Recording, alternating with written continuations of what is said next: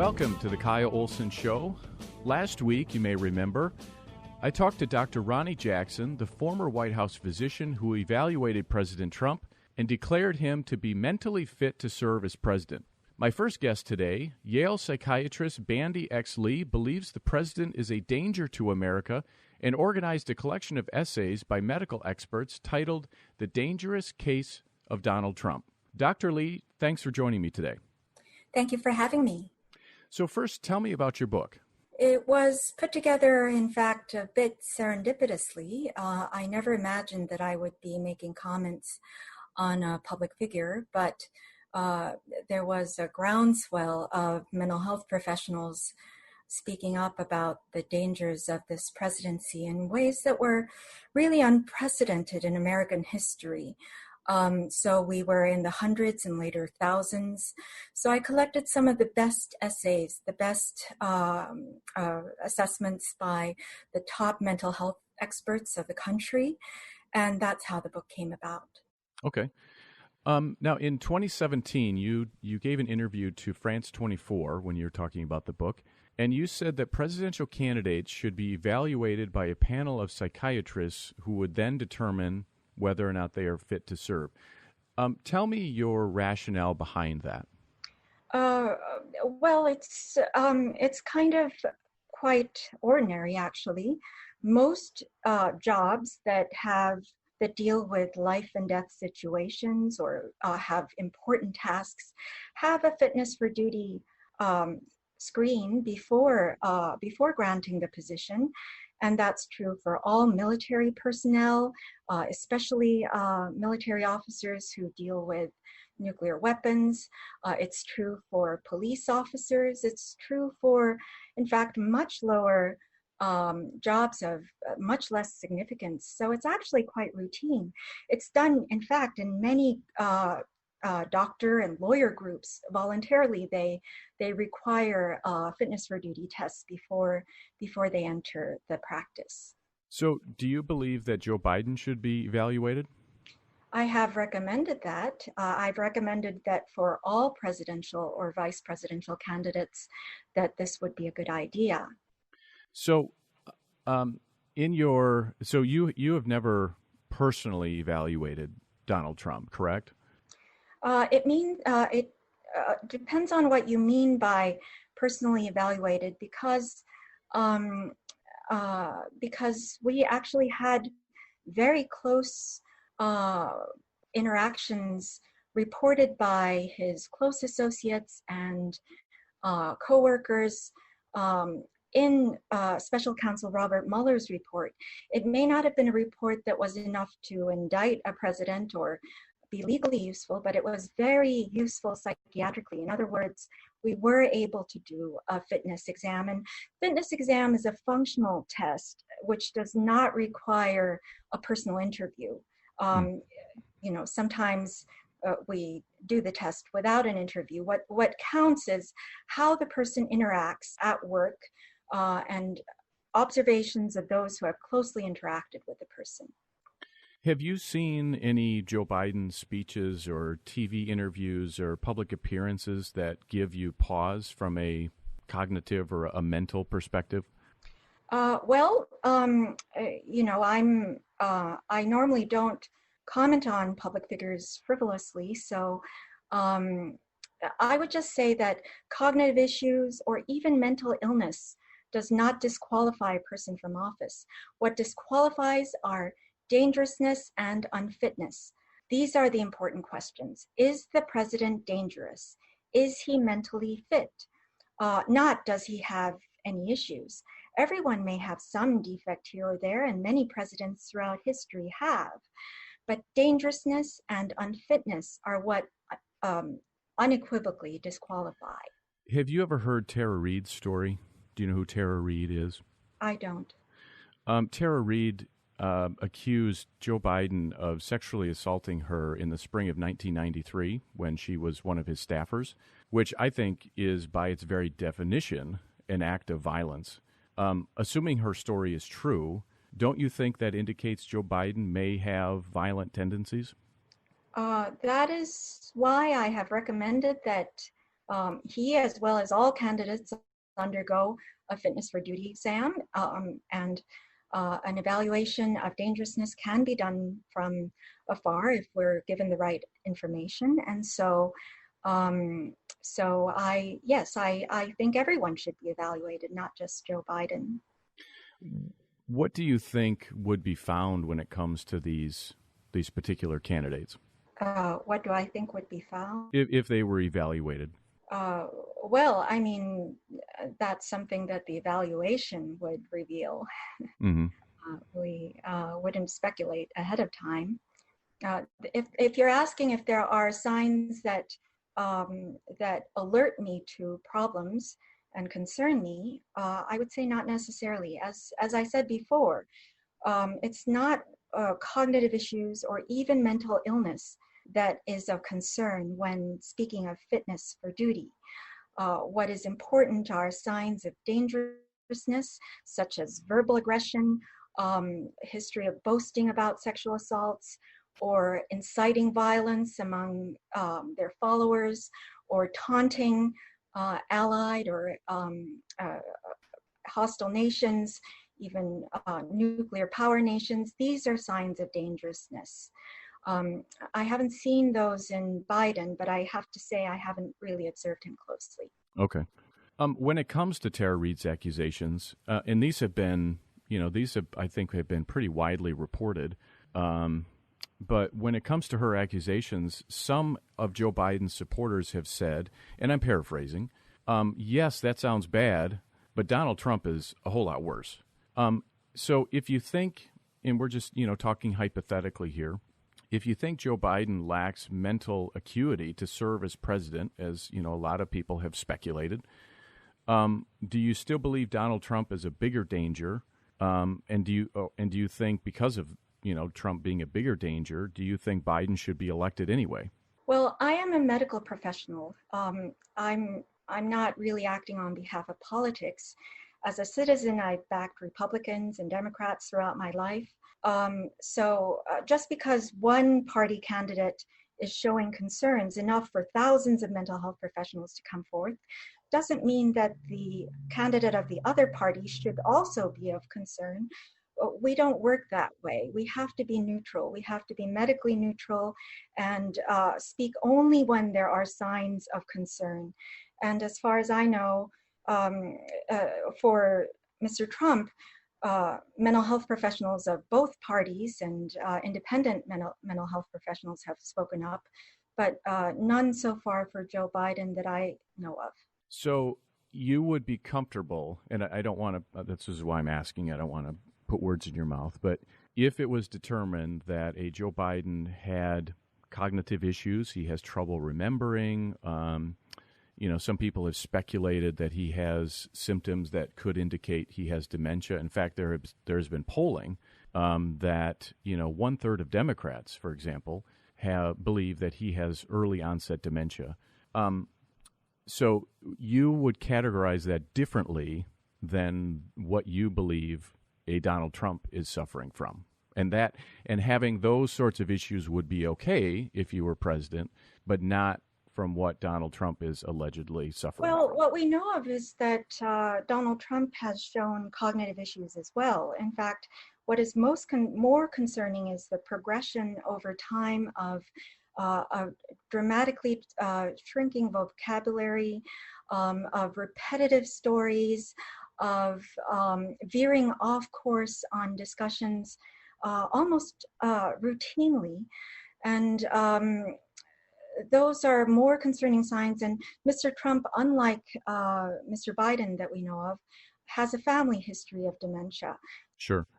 So we're just about out of time. But do you believe Trump's supporters also have mental issues if they vote for him in November? Actually, I'd like to end the interview now, if that's all right, because okay. We did the time. Okay, great. Well, thank you very much. Okay, thank you. This is the Kyle Olson Show. We'll be right back.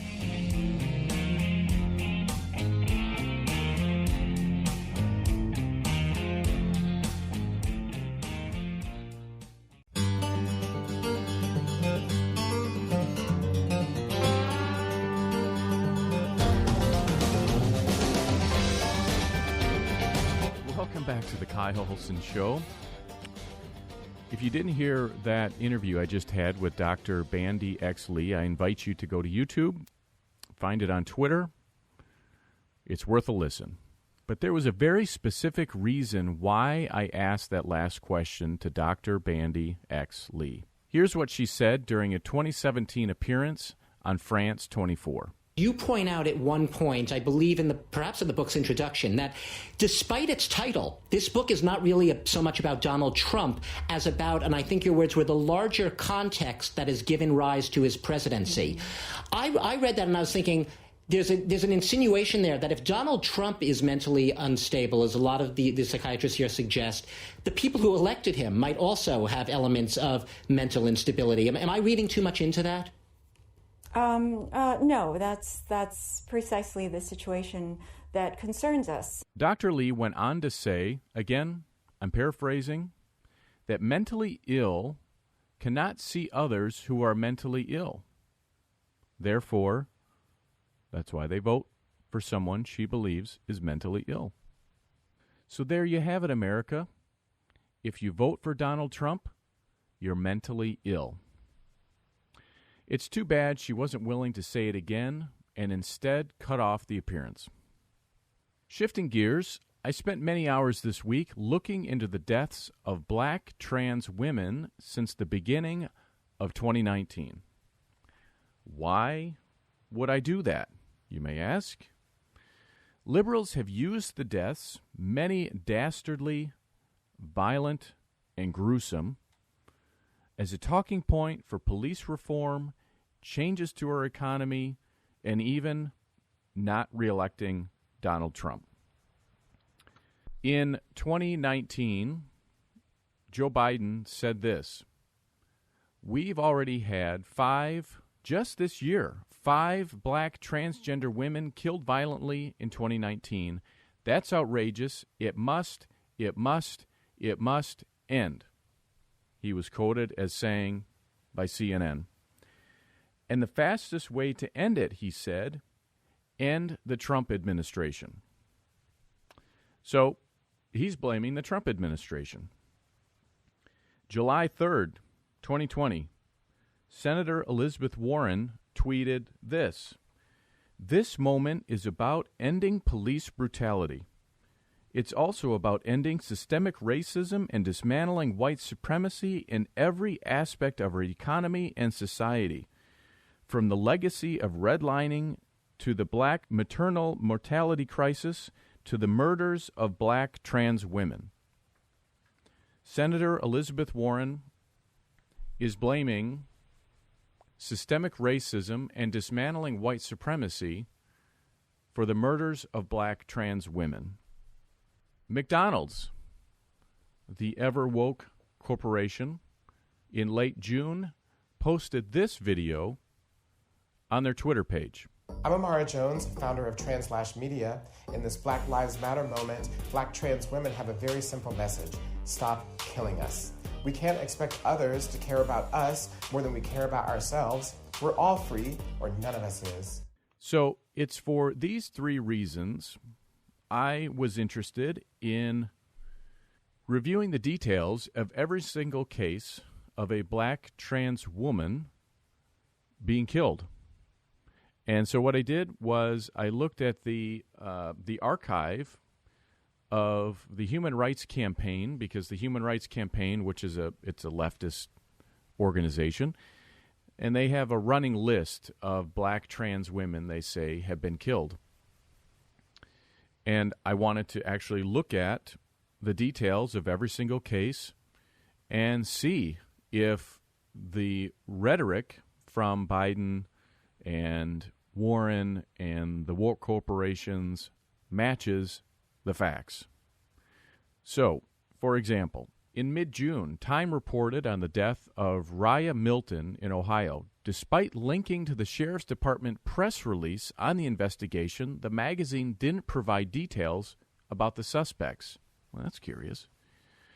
Butler County Sheriff Richard K. Jones arrested Caleb Marshall Tucson, an 18-year-old black man, and charged him with murder, felonious assault, and aggravated robbery.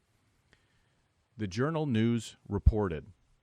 In a press release, the Butler County Sheriff posted a previous mugshot of another suspect they were looking for, 25-year-old black male Tyree Jeffrey Cross. Did you see what I said there? Time also highlighted the case of Dominique Fells, who was brutally murdered in Philadelphia. Police arrested black 36-year-old something Jones in connection with the gruesome murder, Fox 29 reported. But LGBT activists blamed the killings on, quote, racism. While we're talking about racism, while we're talking about the changes that need to be done in this country, we need to talk about the hate towards trans people, particularly towards black trans women, trans activist Deja Lynn Alvarez told Time magazine. As I said earlier, the Human Rights Campaign maintains a running list of, quote, transgender or gender nonconforming people fatally shot or killed by other violent means. In 2020, the group claimed 21 such people have been killed so far, a minority of them being black, according to HRC. Another example, Monica Diamond was killed in March in the parking lot of a Charlotte, North Carolina hotel. Police say Diamond was in the back of an ambulance when 32-year-old Prentice Bess, a black man, shot Diamond several times in front of the police. In May, black trans woman Nina Pop was found stabbed to death in her Sikeston, Missouri establishment. An investigation led to the arrest of 40-year-old Joseph B. Cannon, a black man police have charged with second-degree murder and armed criminal action. Black teen Trayvon Miller was charged with capital murder in connection with the death of 17-year-old Brayla Stone, the Arkansas Democrat-Gazette reported. Sherwood police spokesman Richard McNeil told the newspaper, "At this time, we do not have any indication of evidence that the crime was motivated by hate or bias." A suspect has not been identified in the killing of Mercy Mack in Dallas, but at a vigil for the victim, this quote was interesting. New Trans Movement CEO Shannon A. Walker said, "We wanted to bring awareness to the community in regards to the problem of black men killing black trans women during the Black Lives Matter movement because the black community has such a long history of homophobia or transphobia." Weird. I was told by Joe Biden that it's Donald Trump's fault. And I was told by Elizabeth Warren that it's a problem of white supremacy. It's as if they're lying to me. Weird. Joe Biden, Elizabeth Warren, McDonald's, the progressive left are lying to you. Senator Warren's office ignored my request for comment. This is the Kyle Olson Show. We'll be right back.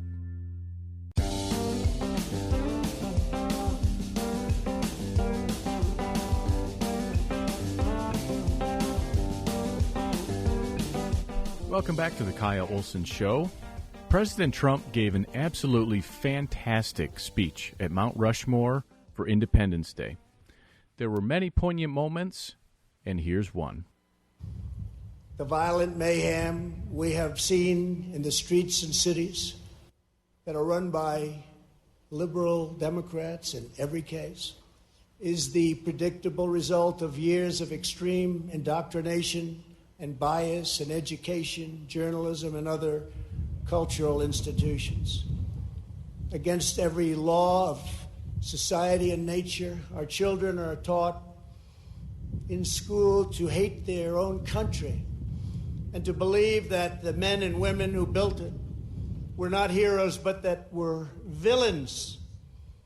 The radical view of American history is a web of lies, all perspective is removed, every virtue is obscured, every motive is twisted, every fact is distorted, and every flaw is magnified until the history is purged and the record is disfigured beyond all recognition. This movement is openly attacking the legacies of every person on Mount Rushmore. They defile the memory of Washington, Jefferson, Lincoln, and Roosevelt. Today, we will set history and history's records straight. Have you ever heard a president speak so directly or eloquently about the indoctrination centers our schools have become? Campus Reform, which is a fantastic website, went out and talked to young people before the 4th of July. You might have seen these, a lot of different organizations do these.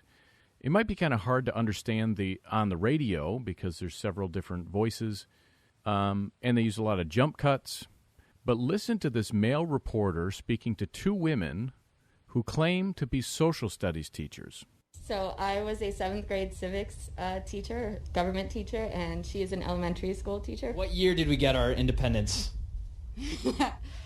17-something. We're teachers. I actually don't teach what's in our curriculum. I'm teaching children social studies that's not in our curriculum. I'm teaching them things about how to be an anti-racist. I taught them about protesting. I taught them about Black Lives Matter. I taught them about Black Lives Matter. In 2012, I was on Fox News a lot talking about school issues, and I'll never forget this video we discussed of a high schooler talking to his classmates about simple things, Civics 101, that kids should know about their country. How many stars are on the flag? 51. 51? Why is that? 51 states. 52. Why? There's one for every 52 states. 51 states. And how many stars are on the flag? 51. 51? No, 50. 52. 52? 53, sorry. 50. 50. 50. Why is that? Because there's 50 states, 48 mainland and 2 that are outside. One that is connected to Canada named Alaska and one out in the sea named Hawaii. This video was produced in 2012. Barack Obama and Joe Biden had been in office for over 4 years at this point. Listen to this question. Do you know the Vice President of the United States? Definitely not. George Bush. George Bush is the vice president? The bald guy. He was going to run for it, and he has Clinton, right?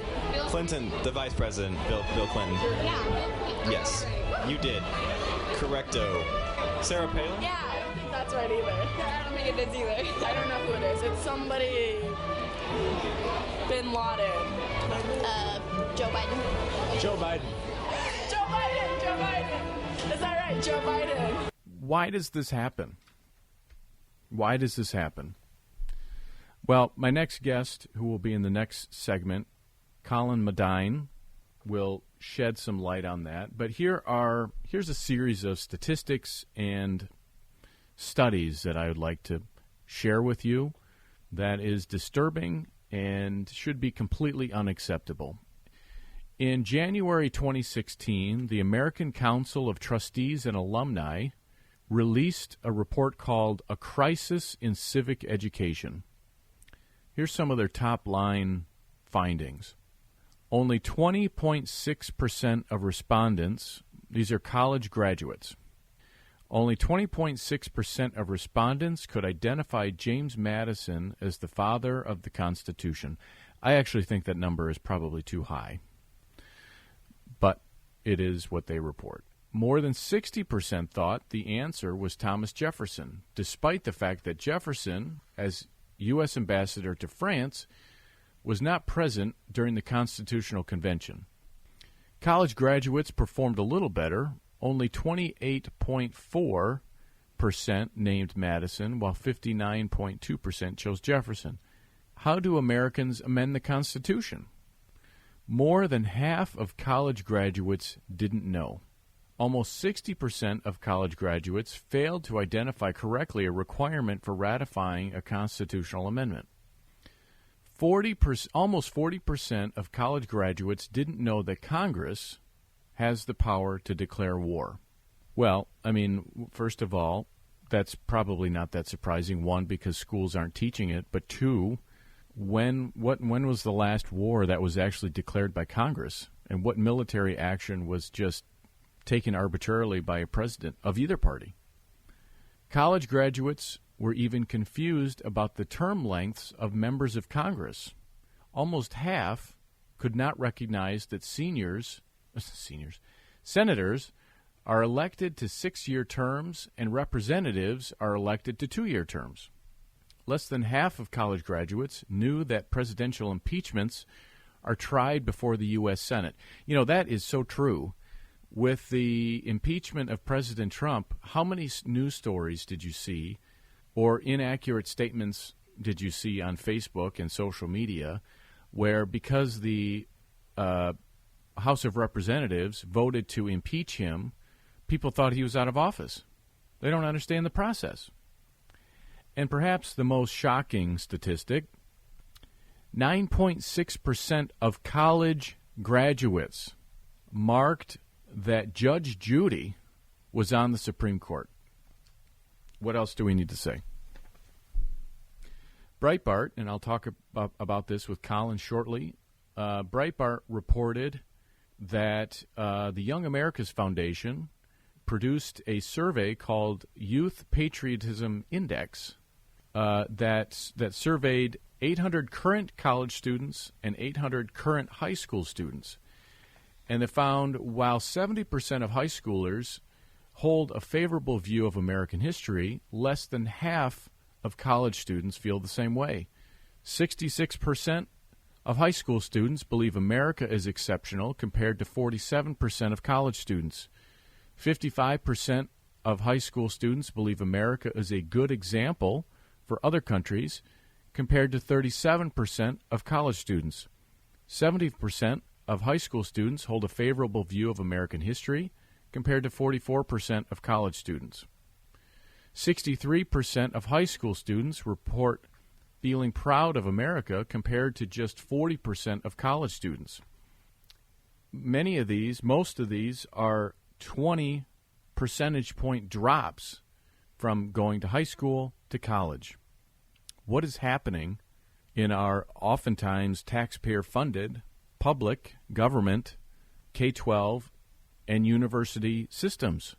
Well, I think President Trump nailed it in his speech at Mount Rushmore, which really riled up a whole lot of people, including Randy Weingarten at the American Federation of Teachers and others. They don't like the truth being told. But we have major problems within our education system that have been going on for decades. Grandparents, especially. The school system that you went to does not exist anymore. Your grandkids are being taught very different things. And I strongly encourage you to find out what your kids are learning. And if it's against America, if it's multiculturalism, you have to do something about it.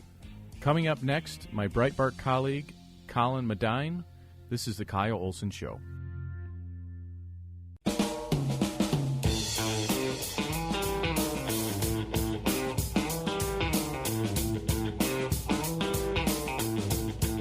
Welcome back to the Kyle Olson Show. Joining me now to discuss what I just reviewed for you is Colin Medine, Tech and Campus Editor at Breitbart News. Colin, thanks for joining me today.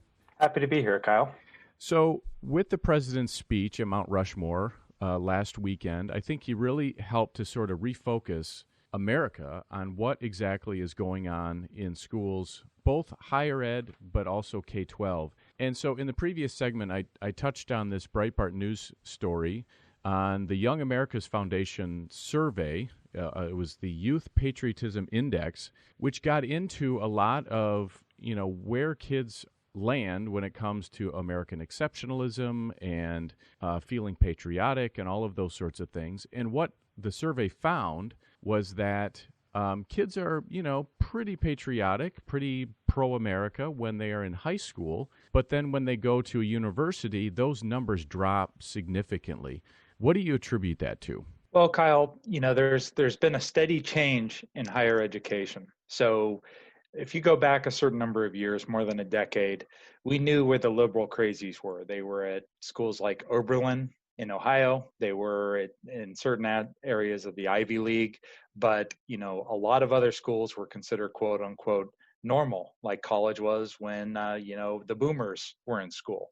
But that has changed with incredible speed, to the point where, even state schools, public universities, big giant colleges with sterling reputations are now just completely flooded with the social justice, the far, far left, the cutting edge of the progressive ideology, and they're just pounding it in the students' heads, to the point where people are sending their kids to school and they come back essentially strangers, because all they know how to do is spout off the talking points that make AOC look conservative.